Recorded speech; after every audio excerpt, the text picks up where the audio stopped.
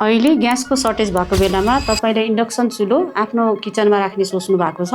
तपाईको दिमागमा पक्कै एउटा कुरा चलिरहेको होला, इन्डक्सन लिने कि इन्फ्रारेड लिने भनेर। दुवै हेर्दा एउटै देखिन्छ तर काम चाहिँ डिफ्रेन्ट तरिकाले गर्छ। आज तपाईहरुलाई हामी यसको डिफरेन्सको बारेमा भन्छौं। इन्डक्सन चाहिँ म्याजिक जस्तै हो। यसमा कपर कोइल युज गरेको हुन्छ जसको म्याग्नेटिक फिल्डले प्यानलाई डाइरेक्टली हिट गर्छ। त्यसैले यसमा भाडा राख्दा मात्र हिट हुन्छ, नभए हुँदैन। इन्फ्रारेडमा चाहिँ भाडो तातो गराउनको लागि हेलोजिन ल्याम्प्स वा मेटल कोइल्स प्रयोग गरिएको हुन्छ जसले हिट रेडिएट गरेर सेरामिक ग्लासको सर्फेसलाई तताउँछ र भाँडालाई हिट गराउँछ। यो हाम्रो पुरानो माटो हिटर जस्तै हो, एडभान्स हुन्छ। यसमा धेरै मान्छेहरूको डिल ब्रेकर हुने कुरा चाहिँ भाँडा हो, किनभने इन्डक्सनलाई फ्ल्याट म्याग्नेटिक भाँडाहरू चाहिन्छ। यो म्याग्नेट पितको फ्ल्याट छैन र भाँडामा टाँसिएन भने काम गर्दैन। इन्फ्रारेड स्टोभ चाहिँ युनिभर्सल अप्सन हो। यसमा जुनसुकै भाँडा लगाउँदा खाना पकाउन सकिन्छ। यसमा हामीले पुरानो भाँडाहरू सबै युज गर्न सकिन्छ। खाना पकाउने कुरा गर्दा कुन चाहिँ चाँडो तात्छ त? इन्डक्सनमा चाहिँ छिटो पाक्छ। यसले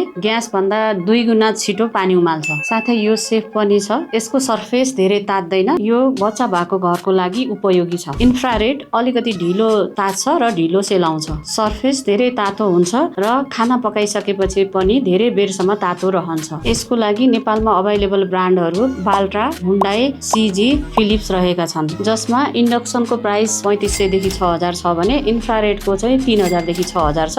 अनि दुवै भएकोलाई इन्डक्सन र इन्फ्रारेड दुवै भएकोलाई चाहिँ 10000 देखि 15000 छ। बत्तीको कुरा गर्दा सिंगल स्टोभ इन्डक्सनले मन्थली 45 देखि 60 युनिट खान्छ। त्यस्तै गरी सिंगल स्टोभ इन्फ्रारेडले चाहिँ 60 देखि 75 खान्छ। अब तपाईले कुन चाहिँ किन्ने त? यदि तपाईलाई छिटो, राम्रो कन्ट्रोल र सेफ चाहिन्छ भने इन्डक्सन लिनु हो। तर यदि तपाईलाई सबै भाँडा चल्ने बजेट फ्रेन्डली स्टोभ चाहिन्छ भने इन्फ्रारेड युज गर्नुहोस्। अब तपाईले कुन किन्नुहुन्छ त? तल कमेन्टमा भन्नुहोला। यस्तै इन्फर्मेटिभ भिडियोको लागि मोबाइल मान्डोलाई फलो हान्दिहाल्नुस्।